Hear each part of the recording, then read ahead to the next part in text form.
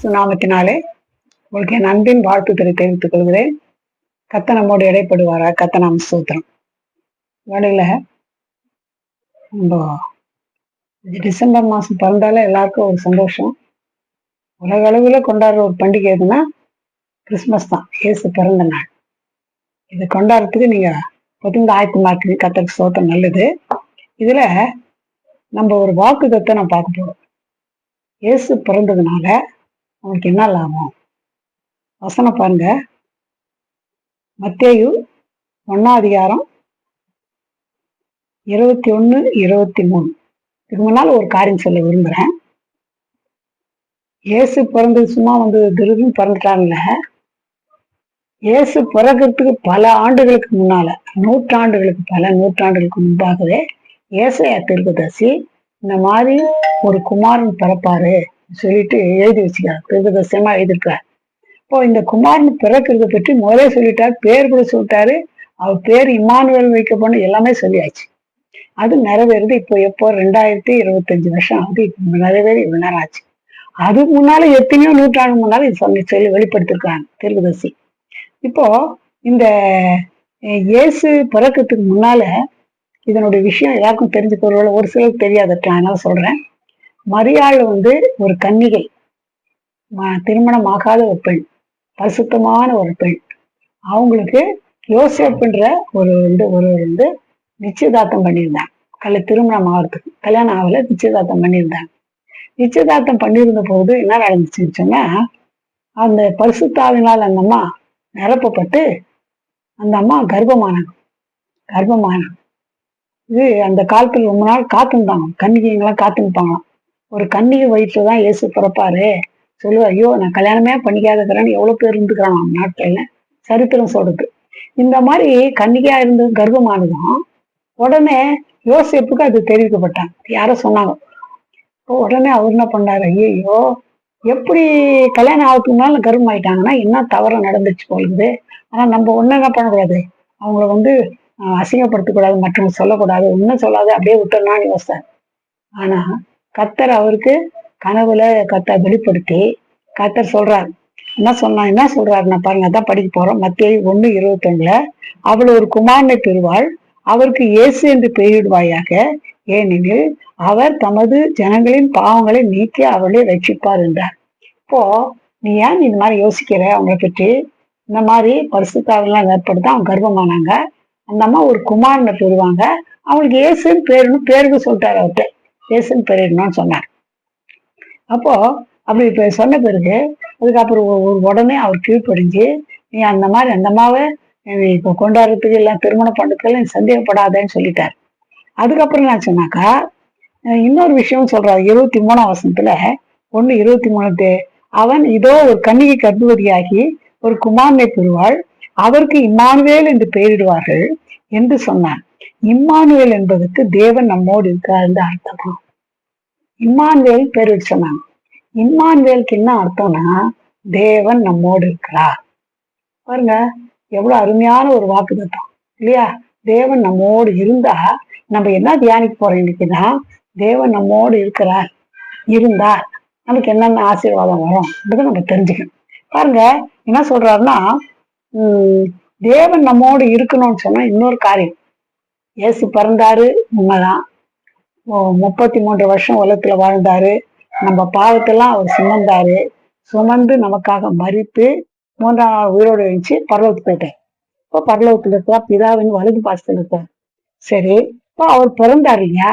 அவர் பிறந்தாருன்னா பிறந்த தேவன் நம்மோடு இருக்கணும்னா நம்ம என்ன பண்ணணும்? கர்த்தர் சொல்லிட்டாரு, இம்மானுவேல் தேவன் நம்மோடு இருக்கிறார் வாக்குத்தத்தம் கொடுத்துட்டாரு. ஆமா, நம்மோடு இருக்காருன்னா நம்மோடு இருக்கணும். நம்ம என்ன பண்ணணும்? இதுதான் நம்ம என்ன பண்ணணும். இதை பற்றி இன்னைக்கு தியானிக்க போறோம். பாருங்க, நிறைய காரியங்கள் பழைய ஏற்பாடுல வந்து புதிய ஏற்பாடுலயும் வருது. இது சில காரியங்களை தான் இப்ப நம்ம தியானிக்க போறோம்.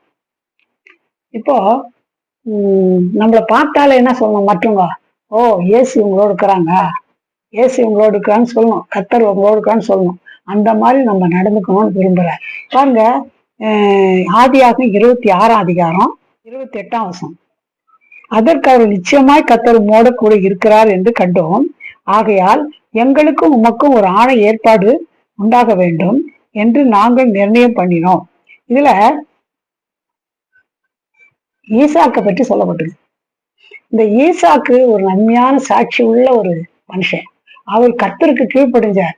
அவர் என்ன சொன்னாரு? கர்த்தர் என்ன சொன்னார்? நீ எகிப்து போகக்கூடாது, பஞ்சம் வந்துச்சு, வேற வழி இல்லை. அவங்க அப்பா கூட அப்படிதான் போனார் ஆபிரகாம். சரி போலான்னு யோசிக்கல, போகக்கூடாது, நீங்க தான் இருக்கணும். உடனே கீழ்ப்படிஞ்சார். பஞ்சம்னா மழையில இருந்தா பஞ்சம் முக்கியமா வரும். எப்படி என்ன செய்யுதுன்னாக்கா, இந்த பஞ்சத்துல அங்கேயே விதை வச்சோன்னா விதை வச்சா, ஐயோ பஞ்சம், மழை இல்லைன்னா எப்படி விளை மாத்தலாம், இல்ல கத்த சொன்னா நடக்கும். உடனே கீழ்ப்படிஞ்சாரு, விதை வச்சாரு. 100 மடங்கு விளைச்சல் வந்துச்சு. இந்த ஜனங்க பெருசு பக்கத்துல எல்லாம் பார்த்தாங்க, இது என்னடா இது, பஞ்ச காலத்துல விதை வச்சா 100 மடங்கு விளைஞ்சிருச்சு. அப்போ இது என்ன விபத்து, 100 மடங்கு வச்சா பெரிய ஆயிடுச்சு. இத பார்த்து அவங்களுக்கு ரொம்ப பொறாமை ஆச்சு. பாருங்க, கர்த்தர் நம்மோட கூட இருந்தா கண்டிப்பா மற்றவங்க பொறாமைப்படுற அளவு நம்மள ஆசீர்வதிக்கும். நம்புறீங்களா? கர்த்தர் உங்களோட இருக்கணும் தான் முக்கியம். ஐயோ ஆசீர்வாதமே இல்லை, எனக்கு ஒரு ஆசீர்வாதமும் இல்லைன்னு யோசிக்காதீங்க. கர்த்தர் உங்களோட ஆசீர்வாதம் கண்டிப்பா வரும். பாருங்க, அவர் என்ன பண்ணாரு, ஈசாக்குன்னு சொன்னா ரொம்ப நிறைய விளைஞ்சிச்சு, பணக்கார ஆயிட்டும் பொறாமப்பட்டுட்டோம். இந்த என்னை விட பெரிய ஆயிட்ட, என்னை விட நீ பெரிய ஆள் ஆயிட்ட, பணக்காரன் ஆயிட்டேன்னு பொறாமையா பேசுறாங்க. அவர் ஒன்றும் பேசல. அந்த இடத்த விட்டுட்டு என்ன பண்ணாருன்னா, அந்த விட்டு அங்கிருந்து இந்த கோரா பள்ளத்தாக்கு போயிட்டார். போயிட்டு அங்க போய் இவங்க கிட்ட என்னத்துக்கு பிரச்சனை வச்சுக்கணும், அங்கிருந்து கோரா பள்ளத்தாக்கு போயிட்டார். போயிட்டு அங்க என்ன பண்ணாருன்னா, அவங்க அப்பா இருந்த நாட்டுல, ஆபிரகாமுக்கு நாட்டுல துறவங்க எல்லாம் வெட்டி வச்சிருந்தாங்க. அந்த துறவங்க எல்லாம் பண்ணா பருவம் கூட்டு போயிட்டுக்கெல்லாம் அதெல்லாம் எடுத்துட்டா தண்ணி நல்லா வருது. உடனே அதை பார்த்தா ஜனங்களுக்கு போறாங்க, ஐயோ இது எங்களுக்கு தான், எங்கனாலும் எங்க தண்ணி, எங்க கிணறு, எங்க தண்ணின்றாங்க. உடனே எங்க அப்பா இது நான் ஒன்னும் பேசவே இல்லை, வாதாடவே இல்லை, விட்டு கொடுத்துட்டார். பாருங்க, கர்த்தர் உங்களோட கூட இருந்தா ஈசாக்க போல நீங்க கூட விட்டு கொடுக்குற மனப்பாங்க என்றுதான். அப்படிதான் செய்யுதுன்னு பேசாதீங்க. உங்களுக்கு விரோதமா யாருன்னா சண்டை போடுறாங்களா, நீங்க உண்மையா கர்த்தவங்களோட இருப்பாரானா நீ என்ன பண்ணா, விட்டு கொடுத்தேன். விட்டு கொடுத்துட்டு என்ன பண்ணாரு, அந்த இடத்துல இன்னொரு இடத்துல போய் இன்னொரு துறவு தோண்டாங்க. அங்க தண்ணி வந்துடுச்சு. தண்ணி துறவு தோன்றது பெருசு இல்ல, போருங்க போறது பெருசு இல்ல, தண்ணி வரணும். தண்ணி வந்தாதான் ஆசீர்வாதம். அவ்வளவு பணம் வேஸ்ட் தான். இவங்க தோண்டின உடனே தண்ணி வந்துடுச்சு. உடனே இது எங்களுக்குன்றாங்க. அப்ப கூட அவரு எங்க அப்பாதுன்னு சொல்ல, எங்கன்னு சொல்ல, அதை விட்டு இன்னொரு இடத்துக்கு போயிட்டாரு. அங்க போயிட்டோம்னா அங்கேயே தண்ணி வந்துச்சு. அப்புறம் பார்த்தாங்க, இது ஏத்தின்னு போனா போய் இவங்க தோண்ட தோண்ட தண்ணி வரதான் செய்யுது, இவங்ககிட்ட நம்ம ஏன் போட்டு விட்டுட்டாங்க. அப்போ அந்த இடத்துல குடிந்து கர்த்தர் பேசி அந்த இடத்துல ஆசீர்வாதம் தான். என்ன சொல்ல வரேன்னா, கர்த்தர் நம்மோட கூட இருந்தா கண்டிப்பா எல்லாமே ஆசீர்வாதமா இருக்கும். சரி, கர்த்தர் இருக்குன்னா என்ன பண்ண சொல்லுங்களேன், நீங்க கேட்கலாம். என்ன அதுக்குதான் ஒரு வழி சொல்றேன் பாருங்க. கர்த்தர் நம்மோடு இருக்கணும்னு சொன்னா, இது பழைய ஏற்பாடு காலம். இதுல இன்னும் நம்மளை கர்த்தர் நேசித்து உலகத்துல நம்மோட பிறப்பாரு, இயேசு பிறப்பாரு, ஒரு குமாரன் பிறப்பாருன்னு இம்மானுவேல் பேருங்கன்னு அப்ப சொன்னாங்க. எப்போ பல நூற்றாண்டுக்கு முன்னால. ஆனா இப்ப பறந்துட்டாரு. இப்போ பறந்து உலகத்துக்கு மறித்து 3ஆம் நாள் உயிரோட எழுந்துட்டார். ரத்தம் சிந்தின பாவம் மன்னிப்ப இலவசமா ஈவா கொடுத்துட்டார். நம்ம என்ன பண்ணணும்னு சொன்னா, நம்ம கேட்கணும், ஐயோ இயேசுவே என்ன ரட்சியுங்க, நான் எவ்வளவு பாவம் செய்யறேன், இந்த பாவத்துல இருந்து எனக்கு மன்னிப்பு கொடுக்கணும், என் பாவத்தெல்லாம் மன்னிங்கன்னு கேட்கணும். பாவத்தெல்லாம் மன்னிங்கன்னு நம்ம கேட்டா கண்டிப்பா மன்னிப்பார். அப்போ பாவத்தை மன்னிச்சுட்டாருன்னா அவர் நம்ம உள்ளத்துல வந்துருவார். பாருங்க, இதோ வாசற்படியிலே நின்று கதவை தட்டுகிறேன், ஒருவன் என் சத்தத்தை கேட்டு என் கதவை திறந்தா நான் அவங்க உள்ள சொல்லி வசனம் வெளிப்படுத்த விசேஷம் இருக்குது. நம்ம என்ன பண்ணோம்னா, என் உள்ளத்துல வாங்கப்பா, என் பாவத்தெல்லாம் மன்னிங்கப்பான்னு உண்மையா கேட்டு பாருங்க. அவரு உங்க பாவத்தை மன்னிச்சு உங்க உள்ளத்துல வாசம் பண்ணுவார். அப்ப அவர் உங்களோட இருப்பாரானா இந்த ஈசாக்க போல நீங்க மாற்றப்படுவீங்க. உண்மையா ஒரு காரியம் சொல்றேன் பாருங்க, ஈசாக்கு போல நீங்க விட்டு கொடுக்கணும், எல்லாரோடும் சமாதானமா இருக்கணும்னா இயேசு உங்களோட கூட இருக்கணும். கர்த்தர் உங்களுக்கு உதவி செய்வார். அதுக்கப்புறம் என்ன பண்றாங்க ஜனங்க, இந்த மாதிரி இப்ப என்ன சொன்னாலும் விட்டு போயிடுறாருன்னு அவங்களுக்கு ரொம்ப ஆச்சரியம் ஆயிடுச்சு. அவங்க என்ன சாட்சி கொடுக்குறாங்க பாருங்க, அவர்கிட்ட எங்க உடன்படிக்கை பண்ணிக்கிங்க. அந்த ஜனங்க யாரு சண்டை போட்டு தூத்தி அடிச்சாங்க, அவங்க வராங்க. இவர் கேட்கறாரு ஈசாக்கு, இன்னும் ஏன் இப்படி சொல்றீங்க, அப்ப நீங்க தானே என்னை விரட்டி அனுப்பிச்சிங்க, நீங்க தானே இப்ப ஏன் என்கிட்ட வரீங்கன்னு கேட்கலாம். அப்ப என்ன சொல்றாங்க பாருங்க, ஆதியாகமம் 26:29 நாங்களுமே தொடராமல் நன்மையே உமக்கு செய்து உம்மை சமாதானத்தோடு அனுப்பிவிட்டது போல நீரும் எங்களுக்கு தீங்கு செய்யாதபடிக்கு உம்மோடு கூட உடன்படிக்கை பண்ணிக்கொள்ள வந்தோம்.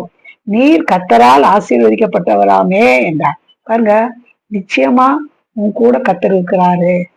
அவங்க சாட்சி சொல்றாங்க, என்கிட்ட உடன்படிக்கை பண்ணிக்கணும்னு கேக்குறாங்க. இப்போ கர்த்தர் நம்மோட கூட இருந்தா எல்லாத்தையும் ஆசீர்வாதம் மாற்றுவார்.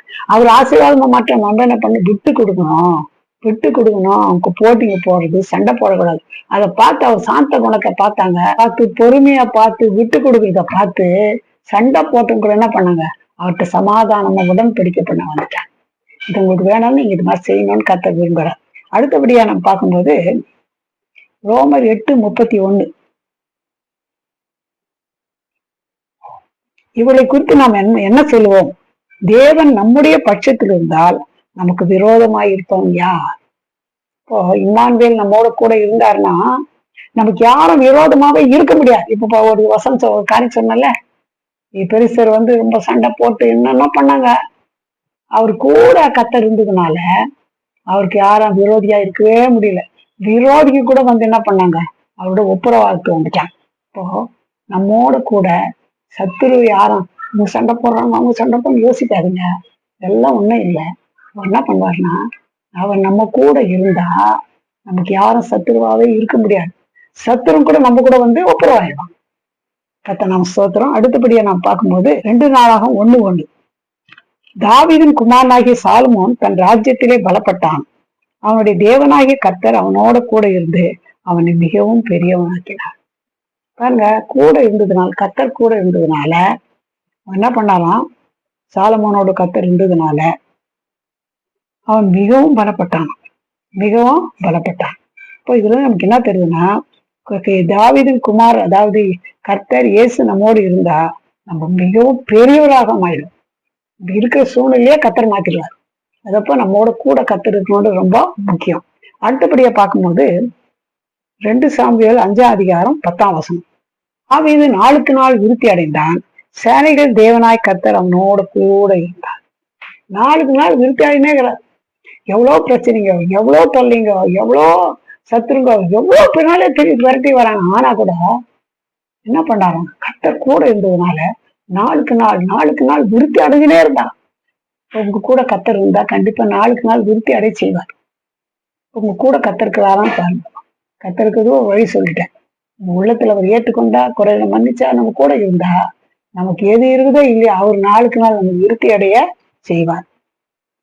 இன்னொரு விஷயம் பாருங்க, ஆதியாகமம் 39:3 கர்த்தர் அவனோட கூட இருக்கிறார் என்றும் அவன் செய்கிற யாவையும் கர்த்தர் வாய்க்க பண்ணுகிறார் என்று அவன் எஜமான் கண்டு. இது யாரை பற்றி சொல்லப்பட்டதுன்னா, யோசேப்பு பற்றி சொல்லப்பட்டுச்சு. யோசேப்பு பற்றி தெரிஞ்சிருக்கோம். யோசேப்பு ரொம்ப நல்லவன்.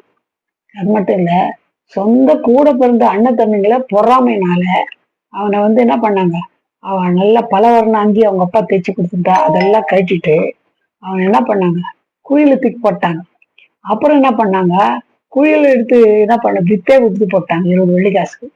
அப்போ வெளியே வித்து போட்டு அவனுக்கு எப்போ எவ்வளவு துக்கம் வேதனையா துக்கம் பாருங்க. சொந்த அண்ணன் தம்பிங்க ஒரு தப்பும் பண்ணல. ஒரு குழியில போடும்போது கேக்குறாங்க, அண்ணா அண்ணா அண்ணா ஒன்னும் பண்ணாதீங்கன்னான்றாள். அது ஆதியாகமத்துல பின்னால பழைய ஏற்பாடுல இருக்குது. என்ன அண்ணா என்ன பண்ண, அதெல்லாம் சட்டையே பண்ணல, வித்துட்டாங்க. இப்போ அம்மா முதலே செத்துட்டாங்க. அப்பா என்னன்னா ரொம்ப நேசித்தாரு. அப்பாவும் இப்ப தூரமா போயிட்டாரு. இல்ல அப்பா இல்ல, கூட பிறந்த அண்ணன் தம்பியும் வித்துட்டாங்க. ரொம்ப பரிதாபமான ஒரு நிலைமை, வேதனையான ஒரு நிலைமை. ஆனா அவன் முறுமுறுக்கவே இல்லை, இன்னும் ஆண்டவரன் கேட்கவே இல்லை. ஆனா ஒரு விஷயம் என்னன்னா, அவன் எங்க போனாலும் எந்த வேலை செய்தாலும் அப்படியே எல்லாமே என்ன பண்றான், எல்லாமே வாய்க்கப்படுதான், எல்லாமே சக்சஸ்ஃபுல் ஆயிடுதான். அந்த எஜமான் கண்டான். எஜமான் கண்டு என்ன சொன்னாரு, இவன் கூட கர்த்தர் என்ன பண்ற, எந்த வேலை செய்தாலும் வாய்க்கப்படுது. அதனால கர்த்தர் அவனோட கூட இருக்கிறார், அவன் செய்கிற யாவையும் கர்த்தர் வாய்க்க செய்யறாங்க. அவன் என்ன பண்றாருன்னா, ஒரு அடிமையா தான் வாங்குது, விட்டு கொடுத்து அடிமையா வாங்குது. ஆனா அடிமையா இல்ல, என்ன செய்யறாங்க, அந்த வீட்டுக்கே ஒரு எஜமா மாதிரி அதிகாரியா மாத்திட்டார். இப்போ நீ எங்கன்னா இருங்க, எல்லாம் உங்களுக்கு வெறுத்துட்டா கூட சரி, எல்லாமே உங்களுக்கு தாயின் தோப்பனை கைவிட்டாலும் சரி, கூட பிறந்தவங்க எல்லாம் உன்னை என்ன வெறுத்து தள்ளினாலும் சரி, கவலையே படாத. எனக்கு யாரும் இல்லைன்னு நினைக்காத. நீ அவரை நம்பினா, கர்த்தாவே என் கூட இருன்னு கேட்டீங்கன்னா, அவர் உன்னோட கூட இருப்பாரானா கண்டிப்பா உன் நிலைமையே சூழ்நிலையே கர்த்தர் முழுவதும் மாத்திடுவார். மாத்திட்டு எப்ப பாருங்க, ஒரு அடிமையானவனை கர்த்தர் கடைசியில அடிமையாவே இல்லாம அவனை பொல்லாத ஒரு தவறான ஒரு குற்றம் சாட்டி ஜெயில கூட போட்டாங்க. ஜெயில கூட கர்த்தர் இருந்தாரு. அதுக்கப்புறம் என்ன ஆச்சுன்னா, அந்த எகிப்து தேசத்திற்கே ஒரு அதிபதியா மாத்திட்டாங்க. தான் ரகசியம். அப்போ கர்த்தர் உங்களோட கொடுங்க. நீ அடிமையா விட்டுற மாட்டாரு. எல்லாரும் கைவிட்டாலும் கைவிட்ட நிலைமையில இருக்க மாட்டேன். உன்னை கர்த்தர் உன்னை உயர்த்த அவரால முடியும். அடுத்தபடியா நம்ம பார்க்கும்போது ஆதியாகமம் 28:15 அவர் உன்னோட இருந்து நீ போகிற இடத்திலெல்லாம் உன்னை காத்து இந்த தேசத்துக்கு உன்னை திரும்பி வர பண்ணுவார். நான் உனக்கு சொன்னதை செய்யும்படும் உன்னை கைவிடுவதில்லை என்றார். இது யாரை பற்றி சொல்லப்பட்டதுன்னா, யாக்கோபு பற்றி சொல்லப்பட்டது. யாக்கோபு நிலம் கூட ரொம்ப மோசமான நிலைமை. அவன் செய்து ஒரு தப்பண்ணா, அவங்க அண்ணன் ஆசீர்வாதத்தை போய் சொல்லி அவங்க அப்பாட்ட வாங்கிட்டான். அவங்க அண்ணன் என்ன சொன்னா, நீ ஆசீர்வாதத்தெல்லாம் வாங்கிட்டால, இவன் எங்க அப்பா சாப்பிட்டோம், அவனை சாவடிச்சிடறன்ற சொன்னான். அதனால அவங்க அப்பா அம்மா சேர்த்து என்ன பண்ணாங்க, இருக்காதரா, நீ உன்னை அவன் சாவடிச்சிருவான், அதனால நீ போயிடுங்க மாமா வீட்டுக்குன்னு அனுப்பிச்சிட்டாங்க. இப்ப எப்படி போறாரு அவர்னா, வெறும் ஒரு கோலை கையில வச்சுன்னு போறாரு. ஒரு கோலை கையில வச்சுன்னு போயிருக்கிறாரு. ஒண்ணுமே கிடையாது. மாத்து வஸ்திரம் இல்ல, சாப்பாடு இல்ல, எங்க போறோம்னு தெரியும், வழி தெரியாது, ஒண்ணும் தெரியாது. இப்ப மாதிரி டிரான்ஸ்போர்டேஷன் ஒண்ணும் கிடையாது. அப்போ நடந்துதான் போனோம். ராத்திரியும் பகலும் நடந்துதான் போனோம். என்ன ஒரு கொம்பை வச்சுன்னு ஒரு கோலை எடுத்துன்னு போனான். ஆனா அவன் கர்த்தரை நம்பி இருப்பான். நீங்க கூட இருக்கணும். அவன் கர்த்தரை நம்பிட்டான். தப்புதான் செய்தான், ஆனால் நம்பி கர்த்தரை கெட்டியா பிடிச்சிட்டான். கர்த்தர் என்ன பண்ணாரு, ஒரு தரிசனமே காண்பிட்டு ஒரு ஏணி தூங்கிட்டாரு. போய் அப்படியே காட்டு மோட்டுல போய் பட்டு தூங்குறாரு. ஒரு கல்லை எடுத்து தலைமையில வச்சு தலைன மாதிரி வச்சு தூங்குறாரு.